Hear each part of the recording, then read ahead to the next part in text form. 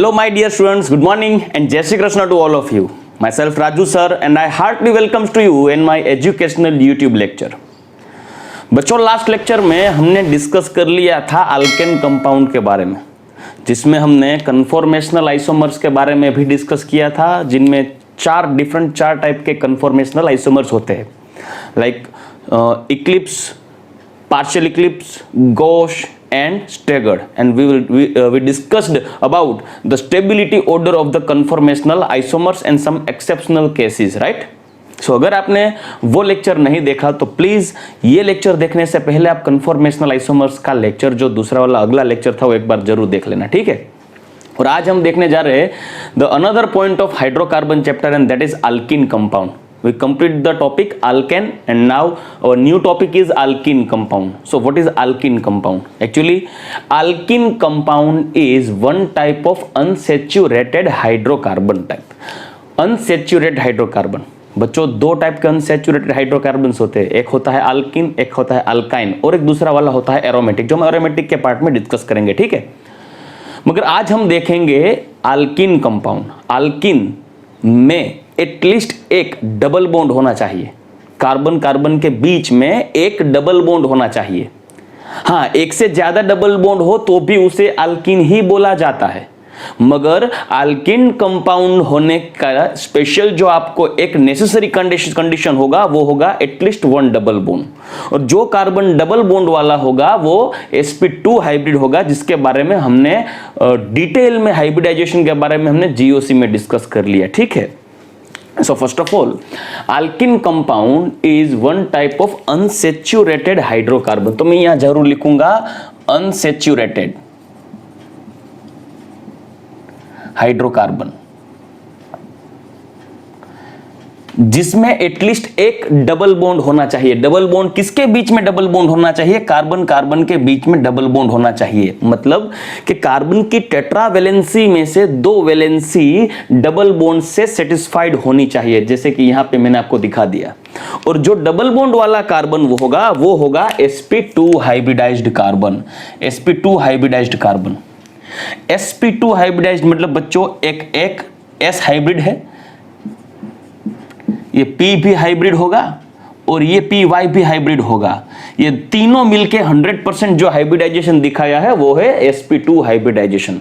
तो जिनमें से S का कितना परसेंटेज होगा हाइब्रिडाइजेशन में से, तो एक S और दो P ऑर्बिटल्स मिलके sp2 हाइब्रिड बनाते हैं, जिसमें से S का जो प्रपोर्शन होगा वो होगा 33.33%, क्योंकि तीनों मिलके 100% दिखाएंगे हाइब्रिडाइजेशन sp2. तो sp2 में से ये जो S का परसेंटेज होगा वो कितना होगा? 33. क्यों भैया? क्योंकि ये हो जाएगा 33.33% S कैरेक्टर, ये P का होगा 33.33% और ये PY का भी होगा 33.33%. तीनों को मिला के sp2 हाइब्रिडाइजेशन जो 100% हुआ, उसमें से S का कैरेक्टर कितना हुआ? 33%, ठीक है.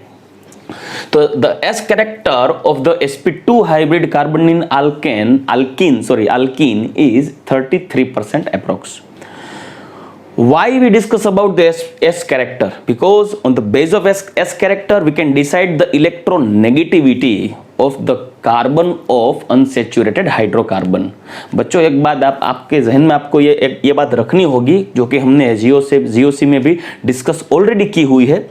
If the S character like in alkane, alkene and alkyne, जो हम देखने वाले हैं अल्कीन के बाद में, अल्केन में कार्बन कार्बन के बीच में सिंगल बॉन्ड होता है, अल्कीन में डबल बॉन्ड होता है कार्बन कार्बन के बीच में, और अल्काइन में ट्रिपल बॉन्ड होता है, जिसमें ये वाला जो कार्बन होगा दोनों के दोनों वो sp3 हो गए, ये sp2 वाले डबल बॉन्ड वाले कार्बन sp2 होते हैं और ये ट्रिपल बॉन्ड वाले sp होते हैं. जिसमें S कैरेक्टर को हम डिसाइड करते हैं तो परसेंटेज होता है 25% in sp3 hybridisation, 33% in sp2 hybridisation and 50% in sp hybridization. So alkane, when we move toward alkane to alkyne, S character increase, then electronegativity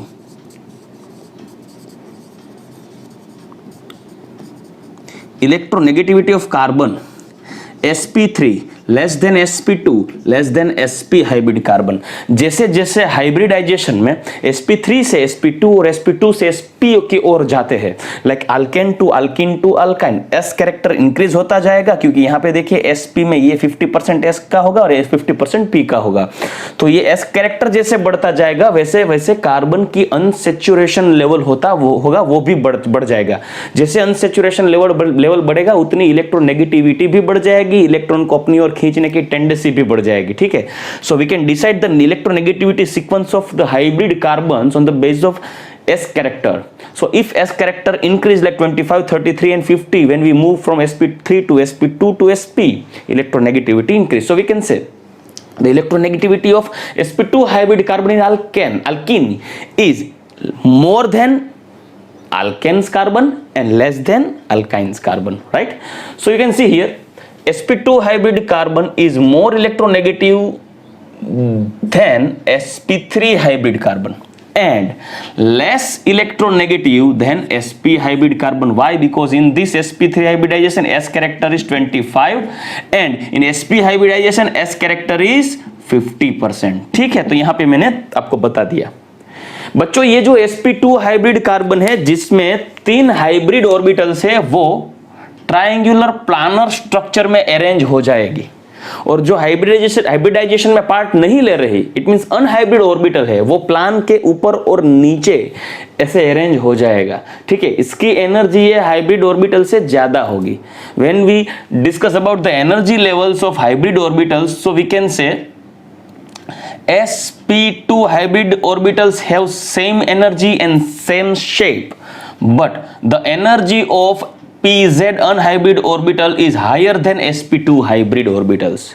तो ये तीनों की सेम एनर्जी सेम शेप हो जाएगा और एक दूसरे के बीच में 120 डिग्री का एंगल बना देंगे। यहाँ पे जो एंगल मिलेगा आपको कितना मिलेगा? 120 डिग्री, जो हमने डिस्कस कर लिया ऑलरेडी जीओसी में। और ये हो गया हमारा unhybrid orbital.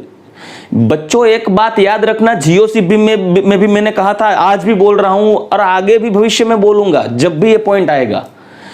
Always hybrid orbitals can form only sigma bond, where unhybrid orbitals can form pi bond. We have only one unhybrid orbital in sp2 hybrid carbon. Listen carefully, hybrid orbitals always can form sigma bond and unhybrid orbitals can form pi bond. In sp2 hybridized orbitals, carbon has 3 hybrid orbitals and 1 unhybrid orbital. So that unhybrid orbital can form pi bond and these 3 sp2 hybrid orbitals can form sigma bonds by sharing electrons by sharing the hybrid orbitals. तो बच्चों ये तीनों जो hybrid orbital है वो sigma bond ही form कर पाएंगे और ये जो अनहाइब्रिड ऑर्बिटल है वो पाई बॉन्ड फॉर्म करेगा। तो ये बच्चों sp2 हाइब्रिड कार्बन में एक पाई बॉन्ड बन जाएगा। sp2 हाइब्रिड कार्बन एक पाई बॉन्ड बनाएगा। क्यों भैया? क्योंकि उसमें एक अनहाइब्रिड ऑर्बिटल है और जितनी अनहाइब्रिड ऑर्बिटल्स होती है उतना पाई बॉन्ड फॉर्म हो जाएगा। तो यहां पे एटलीस्ट 1 कार्बन डबल बॉन्डेड होना चाहिए अल्कीन कंपाउंड में। So you can see here we have 2 different sp2 hybridised carbon in which 1 sp2 hybrid carbon can form 3 sigma bonds by sharing 3 electron unpaired electron of hybrid orbitals।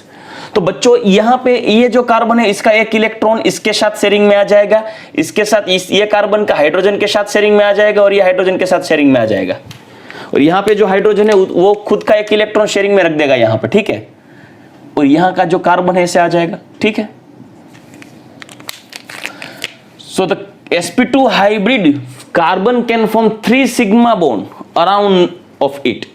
ये carbon अपनी चारों ओर 3 sigma bond form कर पाएगा क्योंकि उसके पास 3 hybrid orbitals है, मगर उसके पास दोनों के पास एक अनहाइब्रिड ऑर्बिटल है। तो वो क्या करेगा, ये अनहाइब्रिड ऑर्बिटल उसकी टेट्रावैलेंसी कंप्लीट करने के लिए एक दूसरे के साथ ओवरलैप हो जाएगी। ये दोनों एक दूसरे के साथ ऐसे ओवरलैप साइड वाइज ओवरलैप हो जाएगी और जैसे जैसे ये ओवरलैप होगा तो कुछ ऐसा स्ट्रक्चर फॉर्म हो जाएगा और ये हो जाएगा हमारा पाई बॉन्ड। पाई बॉन्ड याद रखना बच्चों, pi bond always sigma bond से वीक होता है। Pi bond always sigma bond से वीक होता है. So if we want to break the pi bond then we have to apply less energy than sigma bond. तो यहां पे ये पाई बॉन्ड वीक हो जाएगा, ये हो गया सिग्मा बॉन्ड कार्बन कार्बन के बीच में. So we can form double bond between the sp2 hybrid carbons, one sigma bond and another the pi bond. So you can see here sigma and pi, right? So we can say in alkene compound one carbon can form double bond between carbon carbon and can form sigma bond between another hydrogen in alkene.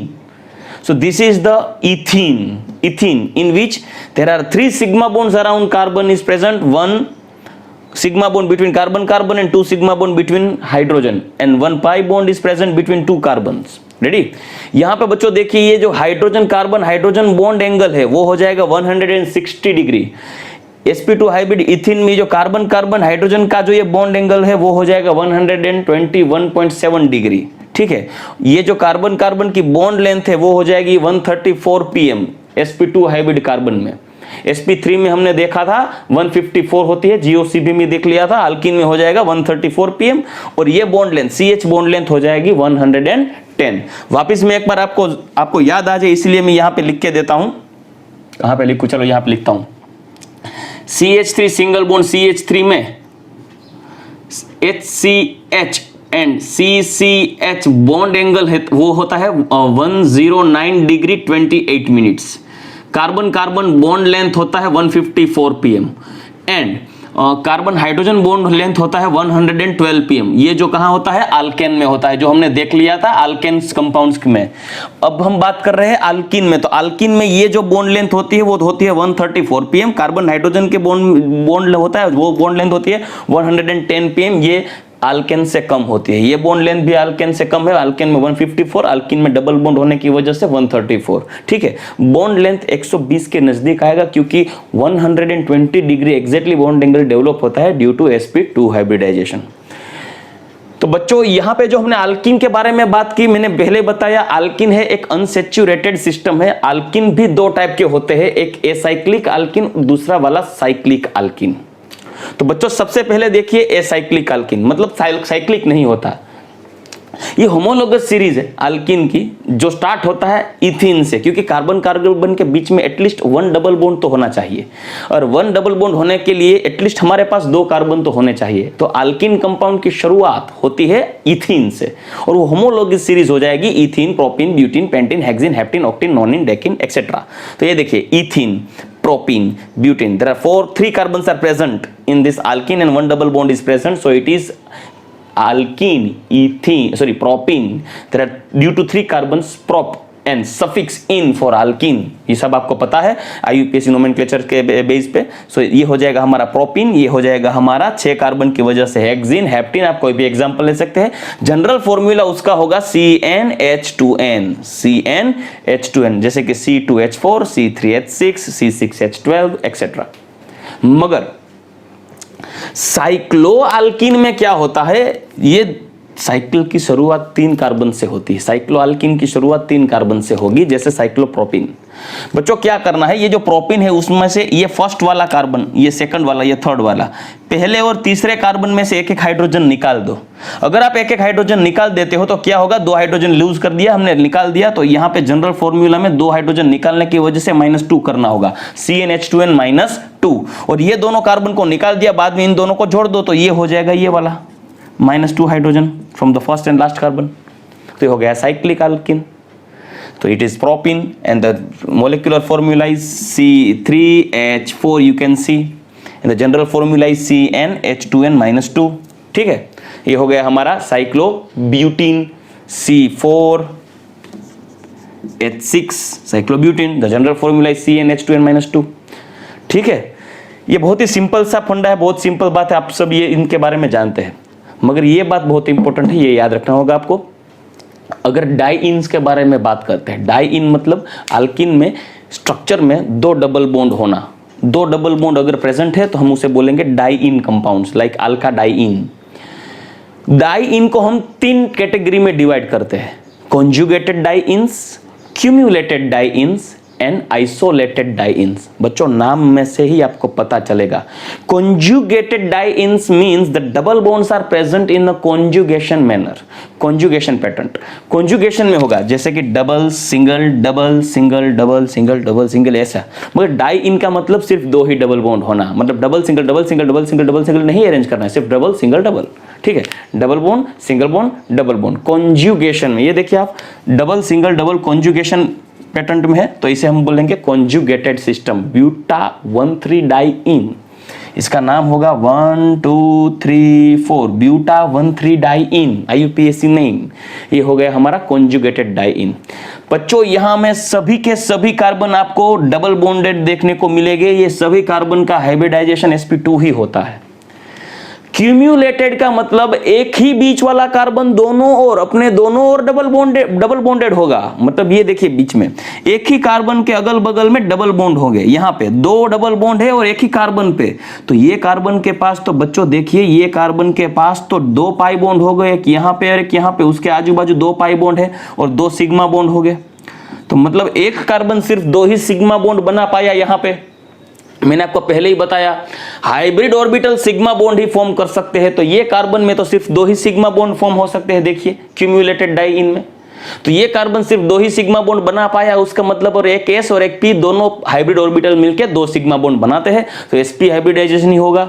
तो 2 pi bond बनाने का मतलब यही होता है कि उसमें 2 unhybrid orbitals आ गए like py and pz। So this carbon has 2 pi bond around the carbon, so it is sp2 hybrid, and these 2 carbons are sp3 sp2 and this one is sp3 hybrid। तो बच्चों बहुत ही important point है ये, क्यूम्यूलेटेड diene में ये जो carbon है जिसके अगल बगल में डबल बॉन्ड है, 2 डबल बॉन्ड एक ही साथ ये कार्बन के साथ जुड़े हुए हैं, तो ये वाला कार्बन हो जाएगा sp हाइब्रिड। ठीक है, ये बहुत इंपॉर्टेंट पॉइंट है, ध्यान में रखना। आप डबल बॉन्ड को दिमाग में रख के अगर आपने sp2 हाइब्रिड यहां पे कोई क्वेश्चन में टिक कर दिया तो बच्चों आपका मार्क्स चला जाएगा। ये कार्बन उसके अगल बगल में 2 डबल बॉन्ड उसके पास होने की वजह से 2 पाई बॉन्ड उसके पास है, और due to 2 pi bond this carbon is sp hybrid carbon. Exceptionally यहां पे बच्चों आपको कोई ट्रिपल बॉन्ड नहीं मिलेगा, फिर भी ये कार्बन sp हाइब्रिड हो जाएगा। यहां पे बात करते हैं आइसोलेटेड का मतलब क्या होता है बच्चों। आइसोलेटेड, आइसोलेट होना मतलब अलग होना। ये कोरोना के टाइम में आपको पता चला कि कोई आइसोलेशन में हो गया, मतलब अलग हो गया। अलग हो गया मतलब एक यहां पे है डबल बॉन्ड तो कॉन्जुगेशन में भी नहीं है, एक दूसरे के साथ में भी नहीं है, एक यहां पे है तो दूसरा वाला कहीं और होगा, कोई रैंडमली होगा, कहीं पे भी हो सकता है। आइसोलेट हो गया, एक दूसरे से अलग है। तो यहां पे देखिए यहां पे एक डबल बॉन्ड आ गया तो ये दोनों sp2 हाइब्रिड हो गए। यहां पे ये वाला sp3 हो गया, उसके बाद sp2 आया, ये वाला sp3 हो गया।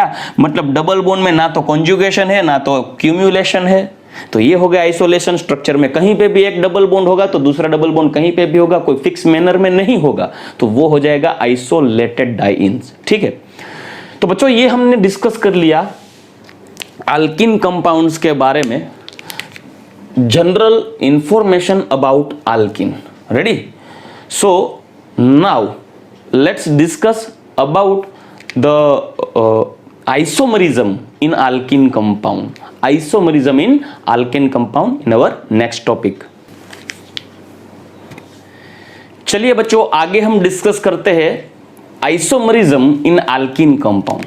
What is the isomers? The compound which have similar molecular formula but they are differ from each other by their chemical and physical properties, they are known as isomers। And the phenomena is known as isomerism। Mainly we can divide into 2 types, 2 parts to that isomerism। First one constitutional isomerism and second one stereoisomerism। So what is constitutional isomerism? The isomers which have similar molecular formula but they are differ from each other by the constitution or the structural formula, so they are known as constitutional isomers। So we can write here constitutional isomerism means the same molecular formula but different structural formula, so they are known as constitutional isomerism। Stereoisomerism, what is the stereoisomerism? Stereoisomerism means the structures which have similar molecular formula and structural formula too. It means molecular formula and structural formula दोनों same होते हैं, but they are differ from each other by the spatial arrangement of the molecules or atom which are present in molecule. मतलब जो stereo arrangement होती है, मतलब जो double bonds के बीच में कार्बन के साथ जो मोलिकुलर फॉर्मूलास फंक्शनल ग्रुप्स या तो एटम्स जो कनेक्टेड है, उसकी जो अरेंजमेंट होती है वो 3 डायमेंशनली अलग अलग होती है. उसके बारे में हम एग्जांपल के साथ डिस्कस करेंगे. ठीक है, तो ये हो जाएगा हमारा stereoisomerism. So what is the stereoisomerism? Same molecular formula and same structural formula but differ from each other by spatial arrangement of atoms around carbon. Carbon के अराउंड में जो स्पेटियल अरेंजमेंट होती है वो अलग अलग होती है. इसे हम स्टीरियोआइसोमरिज्म बोलेंगे. मैं आपको एग्जांपल देता हूं स्टीरियोआइसोमरिज्म का, जो हमने लास्ट लेक्चर में देखा था कन्फॉर्मेशनल आइसोमरिज्म में. बच्चों याद कीजिए आप, एक जो स्ट्रक्चर लिखा था हमने ब्यूटेन का, ये स्ट्रक्चर मैं आपको लिख के देता हूं CH3HH HHCH3. ये हो गया हमारा स्टेगर्ड ब्यूटेन. ठीक है, स्टेगर्ड ब्यूटेन. बच्चों इसका मोलिकुलर फॉर्मूला क्या होगा? C4H10. ये हो गया मोलिकुलर फॉर्मूला. स्ट्रक्चरल फॉर्मूला क्या हुआ? CH3CH2CH2CH3. ये हो गया स्टेगर्ड ब्यूटेन, जिसमें से ये जो फर्स्ट वाला कार्बन है और पीछे का जो कार्बन होगा वो सेकंड होगा, वो तो हिडन कार्बन है हमारा. ठीक है, और यहां पे जो मिथाइल है ये फर्स्ट वाले कार्बन पे, ये मिथाइल कुछ ऐसे अरेंज हुआ है CH3, ये पहला वाला कार्बन, ये HH, ये हमारा दूसरा वाला कार्बन, यहाँ पे H ऐसे, और ये जो मिथाइल है वो उसके ऑपोजिट डायरेक्शन में अरेंज हुआ. ये मतलब ये जो स्टीरियो अरेंजमेंट बोलते हैं हम इसको 3 डायमेंशनल अरेंजमेंट और स्पेटियल अरेंजमेंट भी बोल सकते हैं. मगर यही स्ट्रक्चर मैं आपको दूसरे एंगल से मैं दिखाऊं कि कुछ ऐसा भी हो सकता है, जैसे कि यहाँ पे CH3 और यहाँ पे पीछे भी CH3 हो सकता है, HH. तो ये तो पहला वाला कार्बन था, दूसरा वाला कार्बन हिडन होगा. ये हमारा हो गया इक्लिप्स्ड स्ट्रक्चर, इक्लिप्स्ड ब्यूटेन, जिसका मोलिकुलर फॉर्मूला तो यही होता है C4H10. स्ट्रक्चरल फॉर्मूला भी यही है CH3CH2CH2CH3. स्ट्रक्चरल फॉर्मूला भी सेम है, मगर इसका जो स्पेटियल अरेंजमेंट है, ये जो कार्बन के अगल बगल में जो फंक्शनल ग्रुप कनेक्टेड है, उसका जो स्पेटियल अरेंजमेंट है वो एक दूसरे से अलग है. देखिए यहाँ पे जो दोनों मिथाइल है वो एक ही डायरेक्शन में कनेक्टेड है, और यहाँ के जो स्पेटियल अरेंजमेंट है वो एक दूसरे से ऑपोजिट है.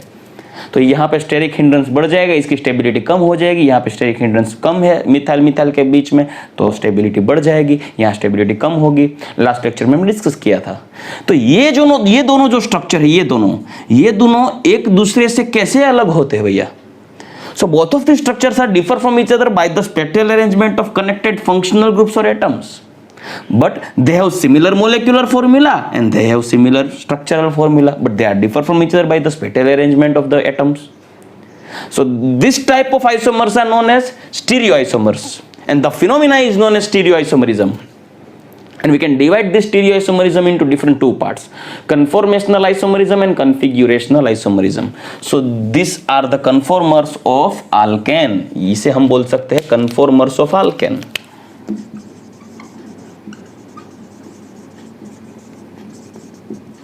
बच्चों ये हो गया conformers of alkane जो हमने लास्ट लेक्चर में देखा था. ठीक है. कॉन्फिग्यूरेशनल आइसोमरिज्म. कॉन्फ़िगरेशनल आइसोमरिज्म कॉन्फ़िगरेशन से अलग होते हैं एक दूसरे से।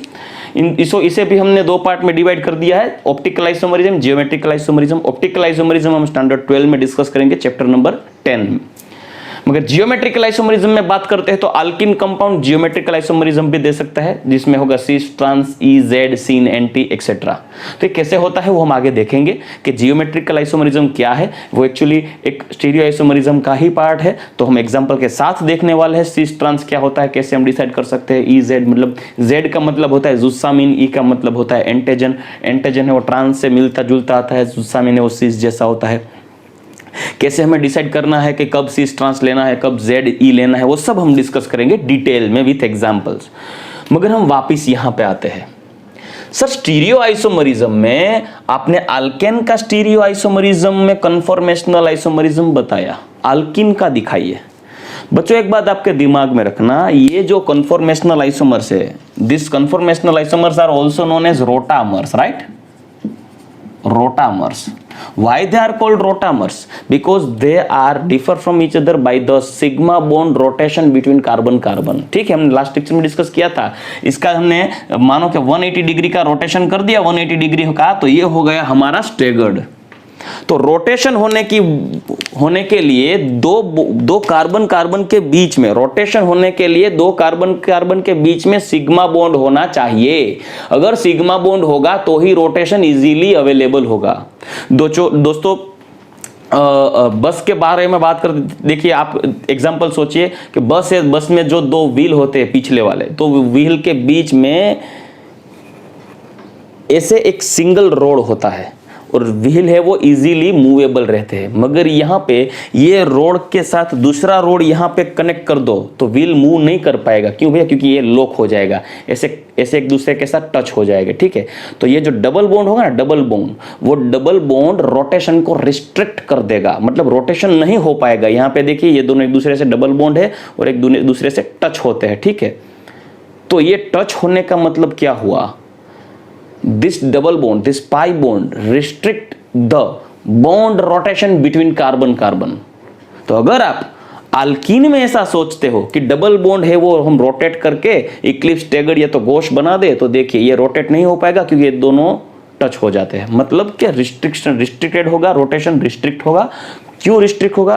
क्योंकि पाई बॉन्ड को रोटेट नहीं करने देगा। ठीक है, so we can say the alkene compound never gives the conformational isomerism. The conformational isomerism is only given by the alkane compounds. It means the conformer, we can draw the conformers of the compound which have the sigma bond between carbon carbon only।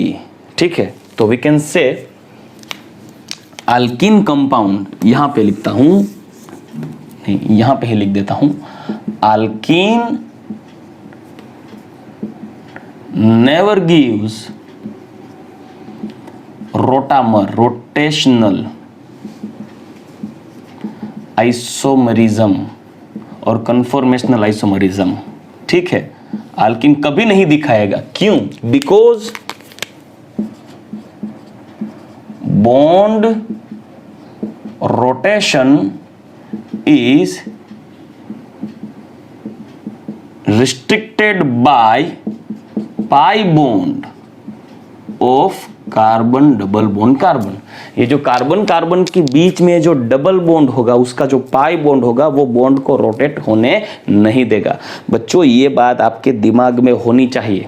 Alkane ही देगा conformational isomerism, alkene नहीं देगा। ठीक है, तो अभी हमें क्या देखना होगा? कि ये देखना होगा कॉन्स्टिट्यूशनल आइसोमरिज्म और दूसरा वाला देखना होगा हमें geometrical isomerism for alkene compound. So first of all we will discuss about the constitutional isomerism.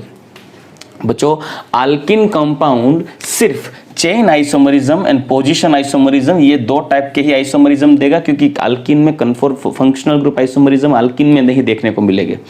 वैसे मेटामरिज्म एंड टोटोमरिज्म भी नहीं देखने को मिलेगा, क्योंकि अल्किन कंपाउंड में जो डबल बॉन्ड का पोजीशन जैसे बदलता जाएगा, डिफरेंट पोजीशन आएगा, उसे हम पोजिशनल आइसोमरिज्म में भी कंसीडर करते हैं।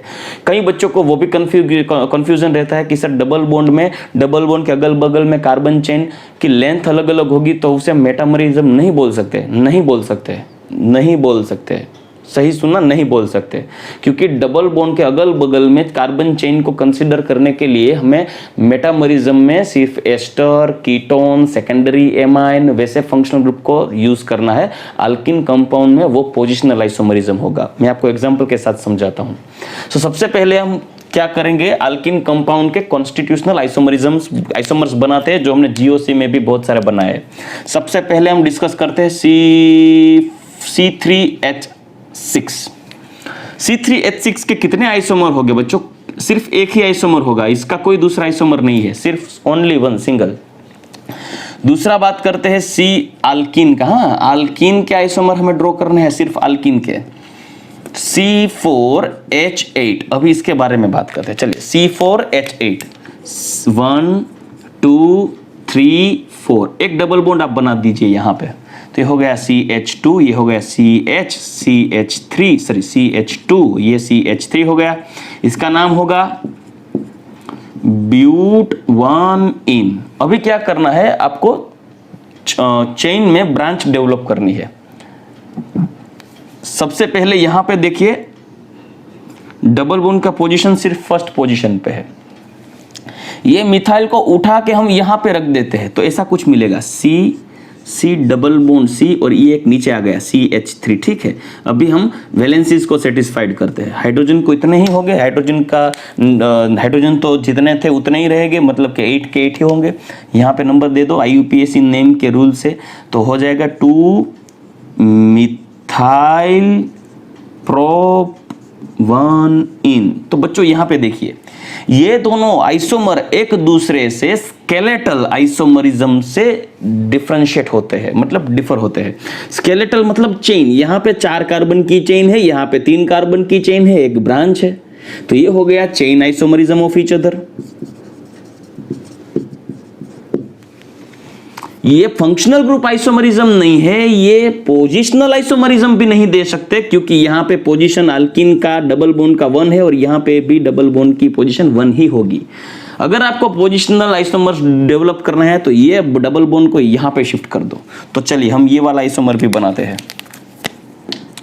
CH3 single bond CH double bond CH single bond CH3, ये हो गया 1 2 3 4 ब्यूट-2-इन। तो ये दोनों जो हुए, ये हो गए हमारे पोजिशनल आइसोमर्स, ये हो गए पोजिशनल आइसोमर्स। तो अल्किन कंपाउंड में ब्यूटीन के 3 कॉन्स्टिट्यूशनल आइसोमर्स मिलते हैं। ब्यूटीन के कितने मिलते हैं? 3। एक ब्यूट-1-इन, एक हो गया 2 मिथाइल प्रोप-1-इन, और ये हो गया ब्यूट-2-इन। कॉन्स्टिट्यूशनल आइसोमरिज्म के बारे में बात करता हूं, क्योंकि बच्चों ये ब्यूट-2-इन है, वो जियोमेट्रिकल आइसोमरिज्म भी देगा। कैसे देगा वो हम बाद में डिस्कस करेंगे, इसके बाद का टॉपिक है। मगर यहाँ पे सिर्फ कॉन्स्टिट्यूशनल आइसोमर्स का मैं ही बात करता हूं। तो कॉन्स्टिट्यूशनल आइसोमरिज्म में ब्यूटीन के कितने आइसोमर मिलेंगे? 3, जिनमें से ये 2 हो जाएंगे चेन आइसोमर और ये 2 हो जाएंगे एक दूसरे के लिए पोजिशनल आइसोमरिज्म। ठीक है, अभी हम चलिए बच्चों, अभी हम C5H10 मतलब कि पेंटीन के बारे में डिस्कस करते हैं। इसके जितने भी पॉसिबल हो सके उतने कॉन्स्टिट्यूशनल आइसोमर्स ड्रॉ करते हैं। ठीक है, सबसे पहले 5 कार्बन को आप ऐसे लिखोगे 1 2 3 4 एंड 5, यहां पे एक डबल बॉन्ड रख दो। उसके बाद आप क्या करोगे, पॉसिबल हो उतना पोजीशन भी बनाओ, स्केलेटल भी बना दो, मतलब चेन आइसोमरिज्म भी डेवलप करना है। तो इसको उठा के हम यहाँ पे रख देते हैं। चलिए 1 2 3 और 4, ये डबल बॉन्ड यहीं पे रखते हैं, फर्स्ट पोजीशन पे ही रखते हैं। और यहाँ पे ये कार्बन रख दिया, ये कार्बन को उठा के यहाँ पे भी रख सकते हैं। ये फर्स्ट वाला हो गया, ये कार्बन हो गया यहाँ पे। ठीक है, दूसरी पॉसिबिलिटी क्या है, तो ये डबल बॉन्ड यहाँ पे भी आ सकता है सर। तो चलिए वो लिखते हैं। तो ये हो गया फर्स्ट एंड सेकंड पोजीशन। तो ये दोनों क्या हो गए, पोजिशनल आइसोमर्स। हाइड्रोजन बाद में अरेंज करेंगे। ये डबल बॉन्ड आ गया और एक कार्बन को उठा के हम यहाँ पे रखते हैं, या तो आप यहाँ पे भी रख दो, दोनों एक ही हो गए। ठीक है, तो हाइड्रोजन को बैलेंस करते चलिए, CH2 CH CH2 CH2 CH3, ये हो गया हमारा पेंट-1-इन।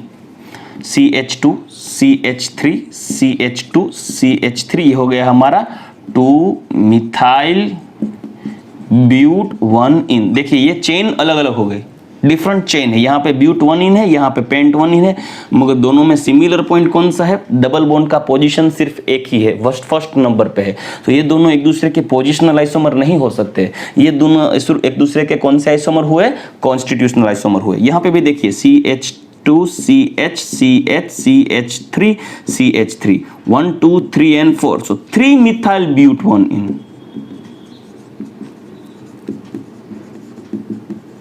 ये दोनों एक दूसरे के सिमिलरली, ये दोनों क्या हुए, ये दोनों सेम है, देखिए ब्यूट 1 इन है, ये भी ब्यूट 1 है, मगर ये सब क्या हुए, एक दूसरे के पोजिशनल चेन आइसोमरिज्म।